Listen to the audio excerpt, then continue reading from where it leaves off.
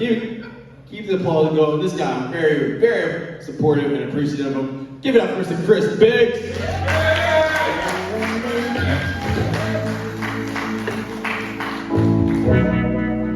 Thank you, Vess. And then you're gone. Thank you, Les. Awesome show. Thank you, everybody, for coming out. My name is Chris Biggs, and I have been with my wife for over 20 years, and we have 4 kids together.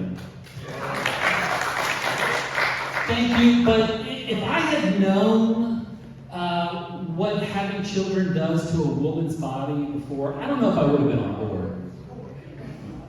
Because my wife and I used to be able to go for over an hour in the car without having to stop for a bathroom break. And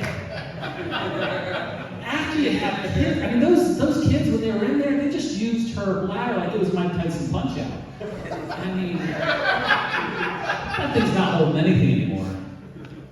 But I don't do the driving, so I can't complain. I mean, I just sit back and she does all the driving. But that drives my dad crazy. He's like, you're the man, you're the king of the castle, you should be driving. What kind of king of some broke country are you that's driving their own car? I can't afford an Uber here.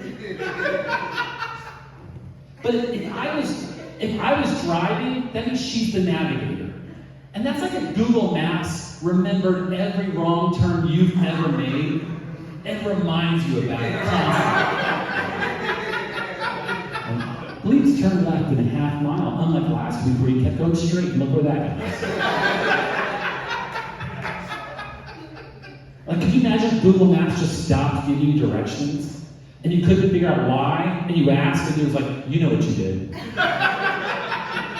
Turns out it's because you used Apple Maps one day. It's like, I just clicked on it, it was on the home page, it was right there. I didn't know.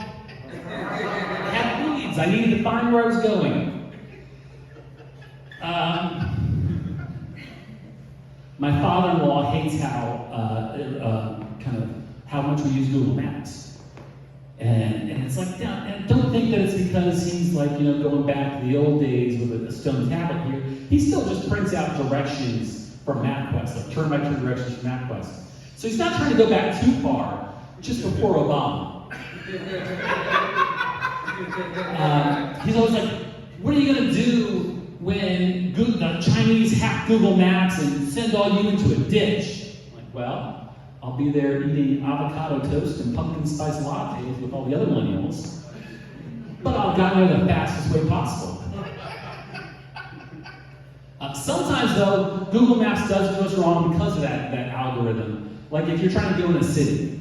Like the other day, I was going downtown to a show, and I was on President Street, and it took me off of President Street, down the block, and then back onto President Street.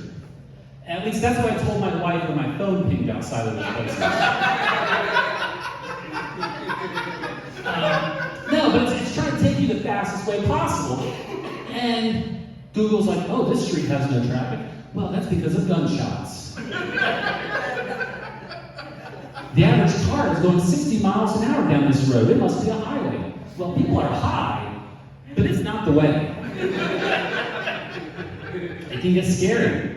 Speaking of scary, I got in trouble. I did not buy my wife flowers on Monday. Did anybody else remember this? You guys don't celebrate Bosses Day?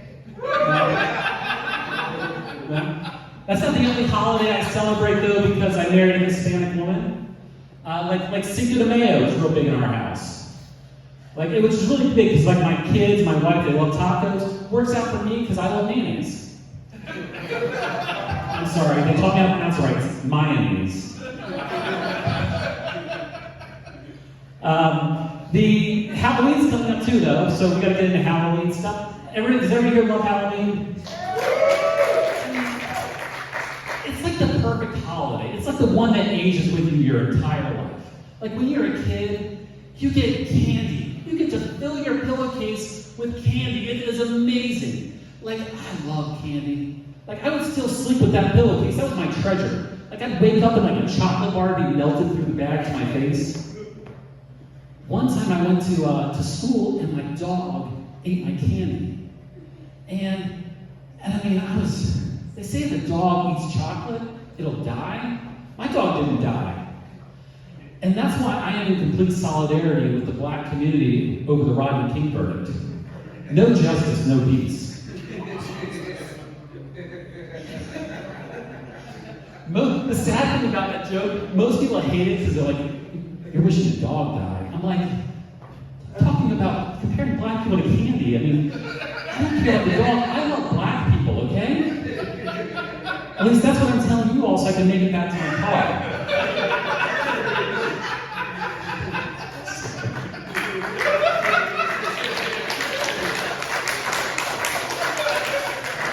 But Halloween ages with you. Because when you get older, the costumes change. You know, when you're in your 20s, the candy's a little different. You're still trying to sleep with it.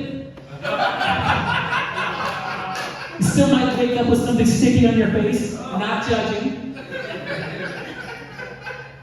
And then when you have kids, it's still amazing. Because you get to see the joy on their face over candy. I mean, it is awesome. Like nowadays we do trunk or treat, where we basically just take our kids to like a parking lot and bring the candy to them. I mean, it's like the Amazon Prime version of Halloween. And because it's a church parking lot, it's BYOB. But because we're Catholic, that means bring your own bar. I mean, we got to go all out.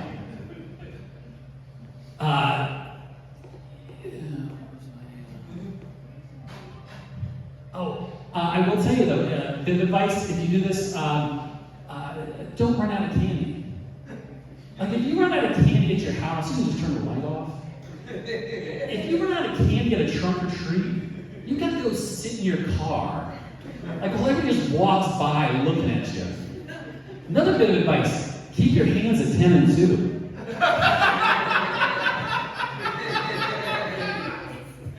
You don't want people questioning.